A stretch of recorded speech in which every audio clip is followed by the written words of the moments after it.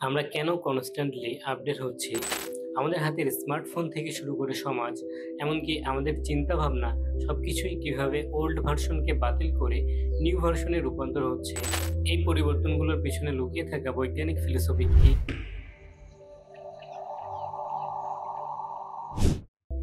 আসসালামু আলাইকুম, সবাইকে স্বাগত জানাচ্ছি ইউনাইটেড মাইন্ডসের আরও একটি পর্বে। এই ভিডিওতে আমরা ৩টি গুরুত্বপূর্ণ প্রশ্নের উত্তর খুঁজব। ১ নম্বর, আমরা বা আমাদের চারপাশ কেন প্রতিনিয়ত আপডেট হচ্ছে? ২ নম্বর, সফটওয়্যার, হার্ডওয়্যার এবং অন্যান্য বস্তুর এই পরিবর্তনের পেছনে চালিকা শক্তি কি? ৩ নম্বর, কার্ল মার্কসের মতে সকল বস্তু কিভাবে বিকশিত হয়? এই প্রশ্নগুলোর উত্তর পেতে সবার আগে আমাদের বুঝতে হবে কার্ল মার্কসের দেওয়া এক বিপ্লবী ফিলোসফি দ্বান্দ্বিক বস্তুবাদ বা ডায়ালেকটিক্যাল ম্যাটেরিয়ালিজম। দ্বান্দ্বিক বস্তুবাদ কথাটি শুনতে অপরিচিত মনে হলেও বাস্তবে এগুলোর সাথে আমরা খুবই পরিচিত। সহজ ভাষায় কার্ল মার্কসের মতে আমাদের চারপাশে বা জগতের বস্তুগুলো দ্বন্দ্ব বা বিবাদের মধ্য দিয়ে বিকশিত হচ্ছে, আর বস্তুর এই বিবাদের কারণে প্রকৃতি পরিবর্তনশীল এবং দিন দিন বিবর্তিত হচ্ছে। এর দুটি মূল ভিত্তি হলো প্রথমত বস্তুবাদ বা ম্যাটেরিয়ালিজম। মার্কসের মতে বস্তু জগৎ বা আমাদের চারপাশের বাস্তবতাই হলো প্রধান। বস্তুই চেতনা বা চিন্তাভাবনা তৈরি করে, অর্থাৎ আমাদের সামাজিক অবস্থান এবং জীবনের অভিজ্ঞতা আমাদের মানসিকতাকে নির্ধারণ করে। দ্বিতীয়ত দ্বান্দ্বিকতা বা ডায়ালেকটিক্স। এটি হলো পরিবর্তনের পদ্ধতি। এর অর্থ হলো কোনো বস্তুর মধ্যে পারস্পরিক দ্বন্দ্ব বা বিবাদ, তবে এই দ্বন্দ্ব হঠাৎ করে বা বাইরে থেকে আসা কোনো শক্তির ফল নয়।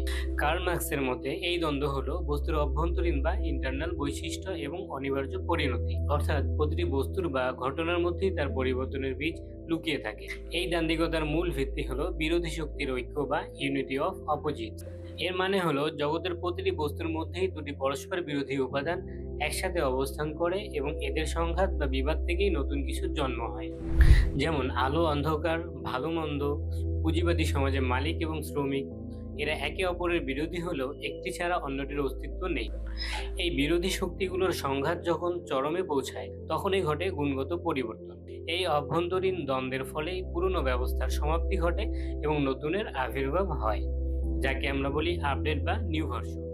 এবার আমরা সেই প্রশ্নগুলোর উত্তর দিব যা আমরা শুরুতে করেছিলাম। ১ নম্বর, আমরা বা আমাদের চারপাশ কেন প্রতিনিয়ত আপডেট হচ্ছে? এর উত্তর হলো বস্তুর অভ্যন্তরীণ দ্বন্দ্ব বা ইন্টারনাল কন্ট্রাডিকশন। এই দ্বন্দ্ব নতুন কিছু তৈরি করতে বাধ্য করে, যার লক্ষ্য হলো গুণগত মান উন্নত করা। ২ নম্বর প্রশ্ন, সফটওয়্যার, হার্ডওয়্যার এবং অন্যান্য বস্তুর এই পরিবর্তনের পেছনে চালিকা শক্তি কি? এর উত্তর হলো চালিকা শক্তি হলো পুরাতন এবং নতুনের সংঘাত। উদাহরণস্বরূপ, একটি ধীরগতির হার্ডওয়্যার যা পুরাতন বস্তুগত বাস্তবতা, এটা যখন দ্রুতগতির অ্যাপ্লিকেশন বা সফটওয়্যারের নতুন চিন্তা চেতনাগত ধারণার প্রয়োজনীয়তার সঙ্গে দ্বন্দ্ব তৈরি করে, তখন এই সমস্যার সমাধানের জন্য একটি শক্তিশালী নতুন হার্ডওয়্যার তৈরি করতে হয়। ৩ নম্বর প্রশ্ন, কার্ল মার্কসের মতে সকল বস্তু কিভাবে আপডেট বা বিকশিত হয়? অভ্যন্তরীণ দ্বন্দ্বের মাধ্যমে এই প্রক্রিয়াটি ৩টি প্রধান ধাপ অনুসরণ করে, যেমন থিসিস পুরাতন অবস্থা, অ্যান্টিথিসিস এর বিপরীত বা সমস্যা, এবং সিনথেসিস নতুন সমাধান বা আপডেট। অর্থাৎ আমাদের যদি দ্রুত উন্নতি করতে হয় তবে সবার আগে আমাদের অভ্যন্তরীণ দ্বন্দ্ব ও বিবাদের কারণগুলো চিহ্নিত করতে হবে এবং পুরাতনকে উন্নত করে নতুন আসার পথ খুঁজতে হবে।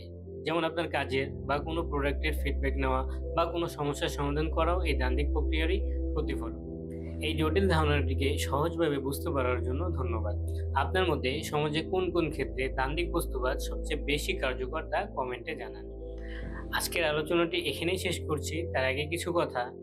সত্য ও শান্তির পথে চলা সহজ নয়, কিন্তু একসাথে চললে তা সম্ভব। সৃষ্টিকর্তা আমাদের সবাইকে চিন্তা ও কর্মে একাত্মবদ্ধ রাখুন। দেখা হবে ইউনাইটেড মাইন্ডসের পরবর্তী পর্বে। ততক্ষণে সবার জন্য রইল সুস্থতা ও সুন্দর মনের শুভকামনা। ভিডিওটি ভালো লাগলে লাইক, কমেন্টস আর শেয়ার করে পাশে থাকবেন। আপনাদের ভালোবাসা আর পাশে থাকাটাই আমাদের প্রেরণা। আল্লাহ হাফেজ।